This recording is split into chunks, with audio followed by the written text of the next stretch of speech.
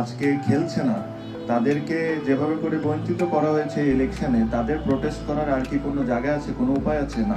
আমি ক্রিকেট বোর্ডকে অবৈধ বলি, আমার প্রোটেস্টও চলবে, কিন্তু আমার প্রোটেস্ট চলবে খেলার মাধ্যমে। আমি খেলা বন্ধ করে প্রোটেস্ট করতে চাই না। যারা খেলছে না তাদেরও যথেষ্ট কারণ আছে না খেলার। তাদেরকে যেভাবে করে ইলেকশনে বঞ্চিত করা হয়েছে, তাদের তো প্রোটেস্ট করার অনেক জায়গা নাই।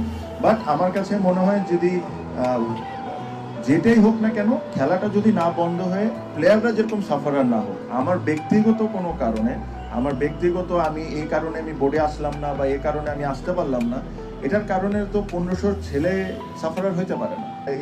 এই টুর্নামেন্টে যারাই খেলবেন, অবশ্যই প্রত্যেকটা ইউনিভার্সিটির নিজস্ব একটা মান সম্মান আছে, সবাই চায় যে তাদের ইউনিভার্সিটিটা দেখুক। বাট আমরা যেরকম খেলাটা ফেয়ার ক্রিকেট খেলি, এটা হলো সবচেয়ে ইম্পর্টেন্ট। আর সাথে ওনারা জাহিদ পারভেজ ভাই আছেন, আমিনুল ভাই আছেন, আপনারা জানেন ওনারা স্পোর্টস নিয়ে অনেক কাজ করছেন, অনেক প্ল্যানিং আছে তাদের।